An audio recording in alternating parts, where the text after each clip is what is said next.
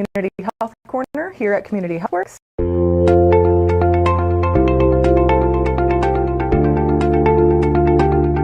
I'm Ursula, and this is Lacey. We also have today with us two cute little furry leprechauns. We have Hugo and we have Lil.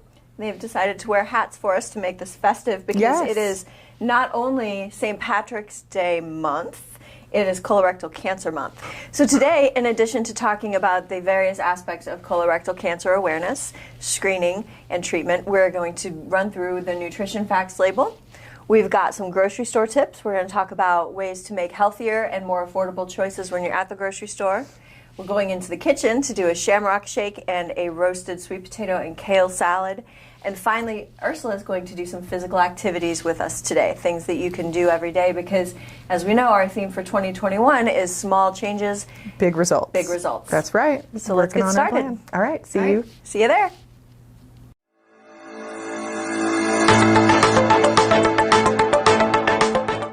Hey there. So today we're going to talk a little bit about the nutrition facts label that's on everything that you will buy at the grocery store. All prepared foods are required by law to have one of these labels, and we understand it can be a little intimidating, but we're going to break it down to the important segments so you know what you're looking for. At the very top, you're going to have your serving size. So the serving size is how much each serving is based on the information on the label. You're also going to have the servings per container. So some things that you look at and say, oh, this is one serving is actually 2 or 3. So if you're on a restricted calorie diet from your doctor, or you're just trying to watch what you eat, it's really important to look at the serving size. Oftentimes the serving size will have both a weight and a volume, so you can measure what you're eating. Also, sometimes what I've found is when you're looking at like a bag of chips or a box of crackers, it will say this is approximately 14 crackers or 19 crackers. So if you're trying to count those out and really stay within the serving size, that's very helpful. We're also looking at calories. So the calories are the total number of calories or energy that are supplied by that serving of food. This is the biggest thing that's on the label these days, so it's really easy to see what you're looking at, and that number of calories is the number of calories per serving, not the number of calories per container, unless the number of container servings is 1. I know, but you'll get used to it. It's pretty easy to do after you've done it a couple times. Moving on to the percent daily value. So this is based on the amount of nutrients per day. The general average amount of calories per day is 2,000. This could vary up or down depending on your health, your lifestyle, and any advice that you're following from your doctor. Next, we'll move to the nutrient section. So the nutrient section lists the amount of various nutrients that are in the food. When you're looking at this section, you want to keep an eye out on certain numbers. These include saturated fats, trans fats, sodium, and added sugar. These should all be as low as possible. Finally, we have the ingredients list. The ingredients list is located at the very bottom of the nutrition facts label, often in small print, but very important to read, especially if you have food allergies or you're trying to minimize certain things from your diet. The ingredients list will show each ingredient in the food by name in descending order by weight. For instance, a packet of pasta, the first ingredient would be the whole wheat flour because you're eating whole grains, whereas the last ingredient may be something like salt or spices. So that's how you read a nutrition label. It's really good to get into the habit of this when you're in the grocery store, even if you're hurried for time, because you really want to make the best decision for what you're feeding yourself and your family every day. 10 tips to make grocery store shopping healthy and affordable. 1. Stick to the edges of the grocery store. Less processed and fresher foods are located around the edges of the grocery store. You'll notice the produce, dairy products, and meats are wrapped around the aisles that tend to contain more processed, shelf-stable items. Try to do the bulk of your shopping in those outer areas. 2. Do not shop hungry. When you shop hungry, you're much more likely to impulse buy and stray from your list. This can mean you end up over budget with unhealthy items you did not intend to purchase. 3. Go to the grocery store during slow times. Avoid going to the grocery store during busier times, such as right around 5 p.m. or on days right on or before a holiday. When you're at a busy store with a lot of hustle and bustle, you're more likely to spend less time looking at prices and nutrition labels in an effort to get out of the busy store. 4. Look high and low. The highest priced items are often located on the middle shelves, right at eye level, on purpose. Try looking at the upper and lower shelves for more affordable options. 5. Make a grocery list. Keep a running list throughout the week. I keep one in the notes on my cell phone. When I run out of something or plan a meal, I add those items to the list. And because I know the layout of the store, I often group items together to minimize running all around. If I'm using coupons, I also add the required brand name to the list so I can make sure to get the right item for the coupon. As I shop, I delete the items from my list. Having a physical list to consult goes a long way in reducing impulse shopping. 6. Be flexible. Although you should have a plan and a list when you arrive at the grocery store, it's still important to be flexible with your purchases. An example would be if you plan to buy russet potatoes, but sweet potatoes are on sale. Consider trying something new. Variety is, after all, the spice of life. Don't be afraid to try new foods and substitutions, especially if they are on sale and you have a way to use them. 7. Use coupons carefully. Look for coupons located on shelves or on products. These sometimes offer discounts on items when purchased together. For example, a discount on lettuce with the purchase of the salad dressing that's advertised. Read the fine print. Sometimes a coupon will require you to purchase more or different items than you had planned to. If those additional items fit with your list and your weekly meal plan, go for it. But if it puts you over budget or you don't have a plan to use the items, skip using that coupon. I keep a coupon sorter in my purse, so I always have my coupons with me. They're organized into categories such as dairy, produce, meats, etc. I shop at Kroger and they routinely send me coupons for items I regularly buy. 8. Beware of items on the end of aisles. Food manufacturers pay a premium to have their items displayed on end caps, the areas that are at the end of each aisle. Because of this, they're not located with similar products, which makes it difficult to compare prices. If you see an item on an end cap, look for it in its usual location as well so you can compare prices with other brands. 9. Be aware of deals and discounts. Always compare prices. I find that I prefer store brands to brand name items often. Get a grocery store rewards card. In addition to the sale prices using our card, we appreciate the targeted coupons and the fuel points that our Kroger Rewards card provides every month. Finally, buy in bulk when appropriate. Some stores offer bulk pricing when purchasing items such as canned vegetables by the case. Since these are not perishable, if you have room to store them, take advantage of the bulk discount. 10. Know when specific items are on sale. Many stores plan their best sales around certain times of the year. For instance, baking items are often on sale around the end of the year when people do a lot of holiday baking. Certain spices, condiments, and meats often have the best prices in summer when people are grilling.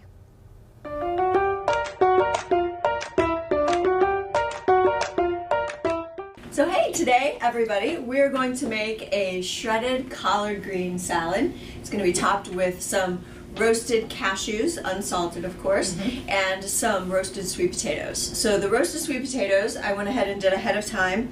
You're just going to wash and peel the sweet potatoes and cut them into rounds like this, and then you're going to toss them in a bowl with about 2 tablespoons of olive oil, a teaspoon of cumin seeds, teaspoon of garlic. Okay, you're going to roast that at 400 degrees for a total of 40 minutes, but what you want to do halfway through is you want to turn the potatoes over so they get an even crisp on both sides, and then you're going to let them cool. So we did that. Tender on the inside too. It does, and the roasting of the sweet potatoes brings out the natural sugars. So you've got a little bit of salt, you've got the roasted garlic, the cumin seeds, and the sweetness of the potatoes. Which all plays on our little small changes for big results. Incorporating more salads, incorporating more vegetables, not adding any sugar. Right, and this is great for Meatless Monday because it's vegetarian. Yeah. Now you could add some protein if you wanted, but I think this is a really hearty, satisfying salad. It's got all the flavors because we're also going to finish it with some crumbled goat cheese and some roasted cashews. So you've got all the textures, all the flavors in there. So first, Ursula's going to make the dressing. The dressing is really easy. It's lime juice. So took a lime, cut it in half, and if you don't have one of these little doohickeys, juicers, you just squeeze it. You just squeeze it, and it works like a charm. Here's a little bowl for your extra. So you're going to do a whole lime, a good sized lime or 2 small limes. We also have some grated ginger. I used a microplane to grate this. You could mince it really finely, but I think you're going to find that the ginger fibers are going to get they're not a great texture. Yeah, they do So- get a little. So you're gonna add the ginger. Ginger, so lime juice and ginger. And then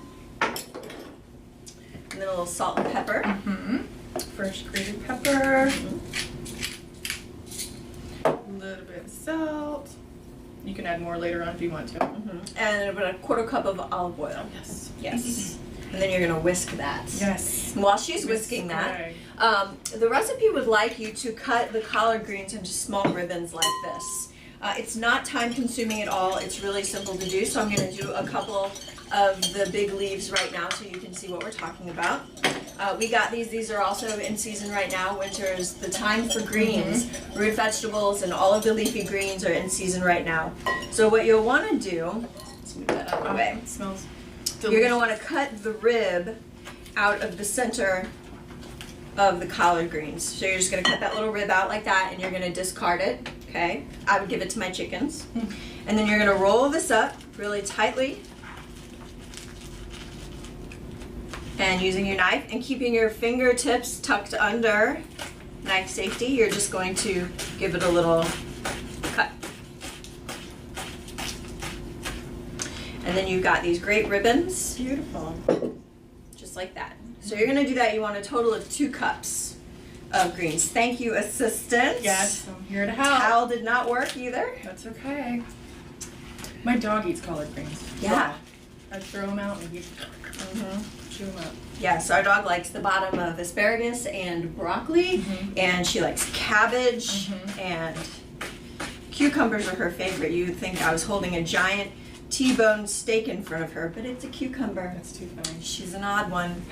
So once we have this, we are going to whisk the dressing in, and then we're going to massage it. You're my massager. I will do it. So just like with the kale that we did last time, the dressing, so the acid of the juice and the oil are going to kind of help to macerate this and tenderize it. So people think of collard greens that they have to be cooked down for a really long time.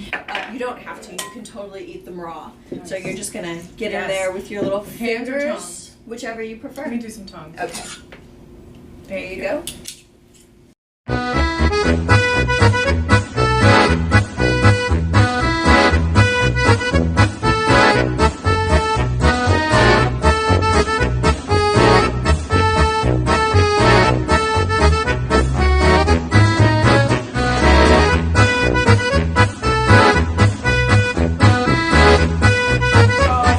It can help with lots of things in your body. Eating a diet higher in fiber keeps you full longer, Yep. so you're less likely to get snacky between meals. Yep. It's great for your colon. Yep. March is Colon Health Month. Yes. Always have to be prepared. All right, so we're gonna get those on the plate, and then we're gonna finish the salad.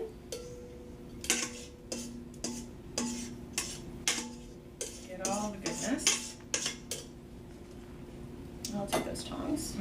Great. And then we're going to just spread these around on the plates.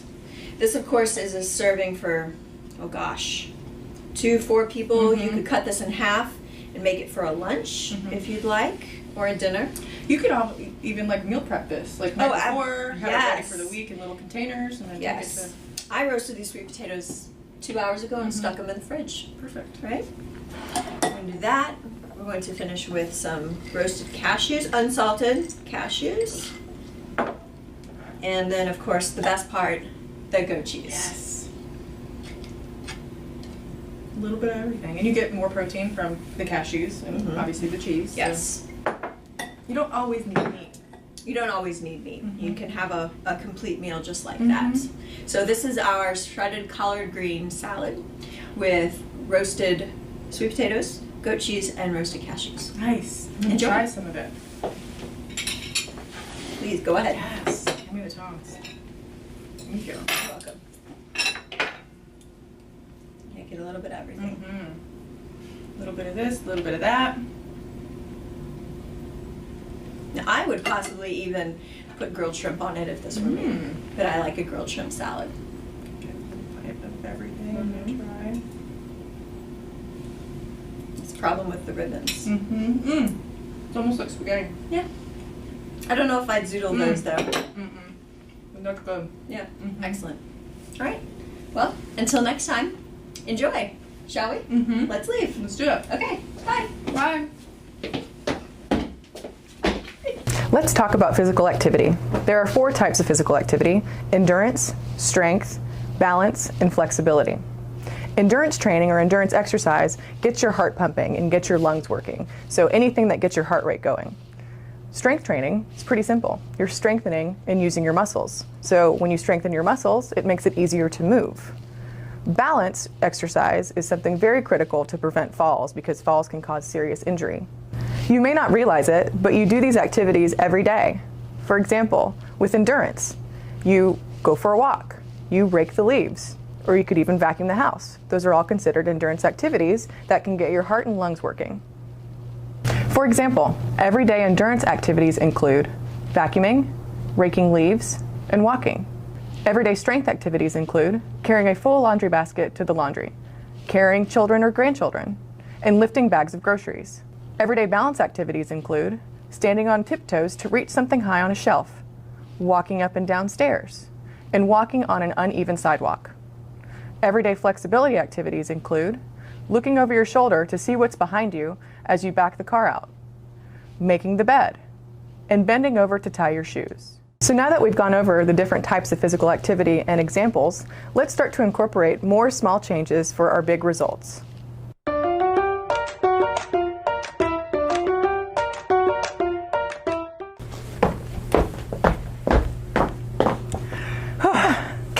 I know. Whew. I'm excited. It's too. March. It's Colon Health Month and Colon Cancer Awareness Month. We're going to make a smoothie. I know, and it's St. Patrick's Day coming up soon. I'm so excited. And what a way to start the day with a smoothie. A green one, too. That's actually healthy with spinach and stuff. Yeah. Let's do it. And a banana. Yes. 2 bananas. Let's do it. So, hey, today we're going to make a shamrock smoothie. We're going to start, of course, with the Vitamix or any other kind of blender that you've got. This is the Cadillac version. It's nice and powerful, so you can grind up ice and all kinds of good stuff in there. Yes. So we're going to start with some ice. This is about 2 cups. We're going to make 2 smoothies with this. About 2 cups of ice. About 2 cups of ice. Not getting any on the floor. And this is our mean green lean smoothie, so tell us about what's going in it. We've got spinach. This is baby spinach. Usually it comes washed. You can use full leaf spinach if you'd like. Really, it doesn't matter. You don't have to cut the little tips off. You can just dump the whole thing in. Because they're tender. They're very tender. They'll get, blended So all this together. is 2 cups of spinach as well. Just going to kind of cram it all in there.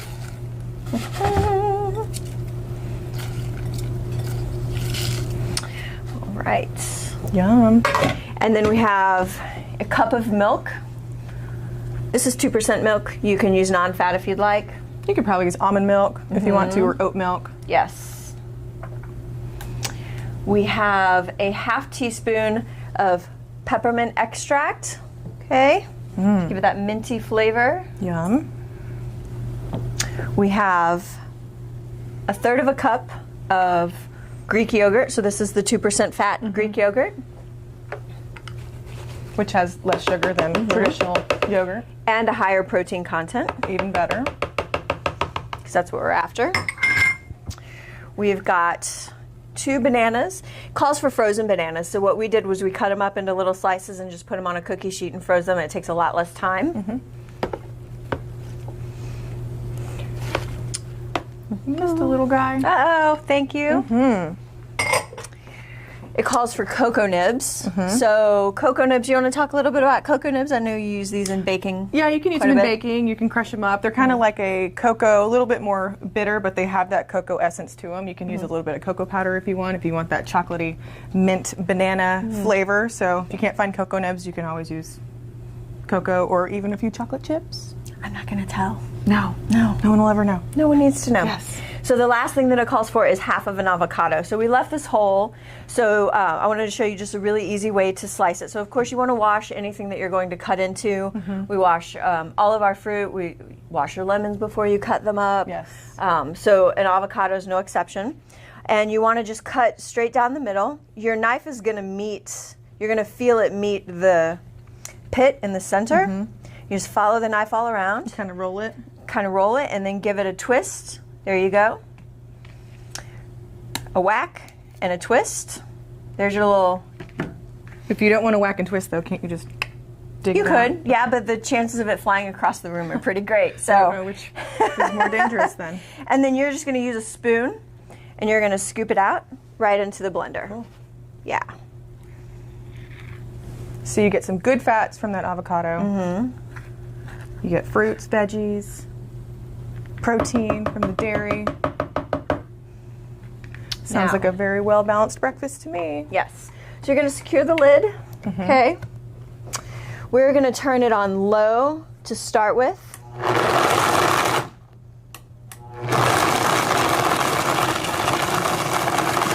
then blast it.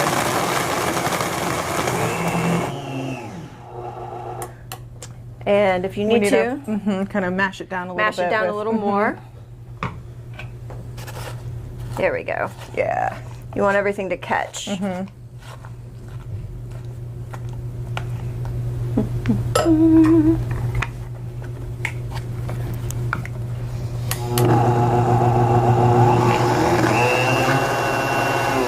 Maybe. Just a few technical difficulties.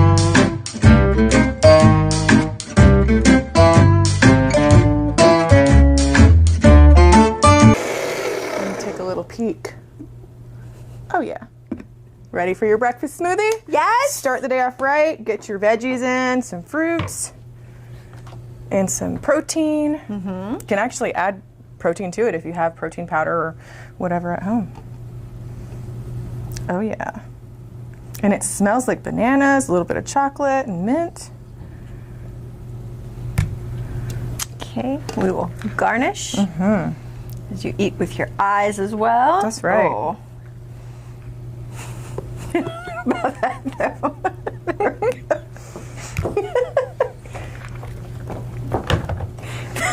Yay! Yay! It's cute. You were just gonna leave that there.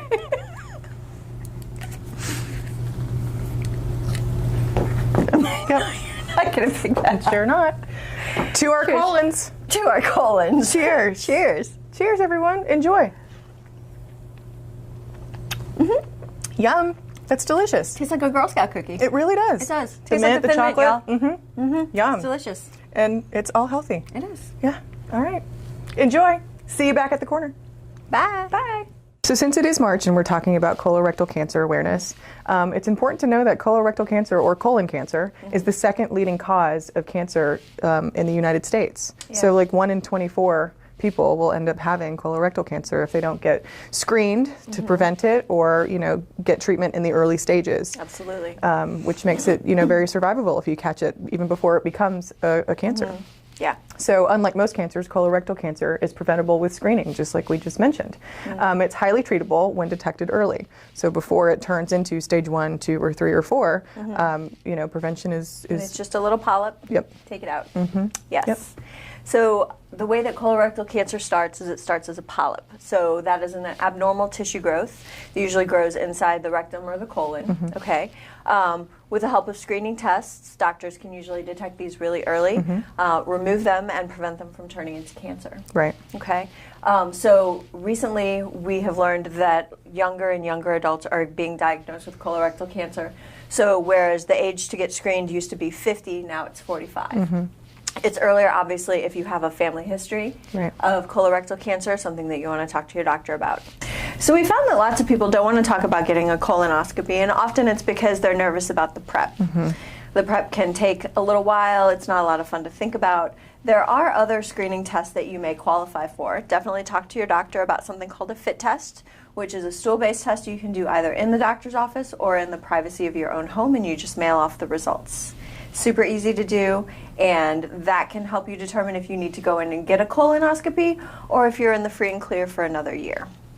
So talking about, cancer screenings and how important they are, specifically colorectal cancer screenings, and, like you said, colonoscopies might not be something that somebody wants to do willingly, and there are easier ways to get a screening for colorectal cancer. So what does somebody do if they don't have health insurance and they're afraid to incur this big medical cost? How can they get help?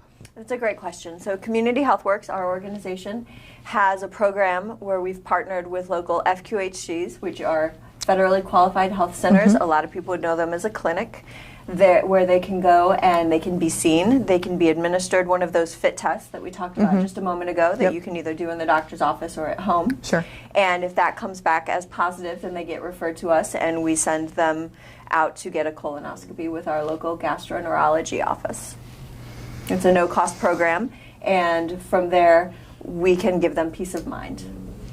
Well, I'm sure glad to know that there are programs out there to help people who, don't have health insurance or might not have the funds to get their screening, to catch it before it turns into something very serious and very, very expensive.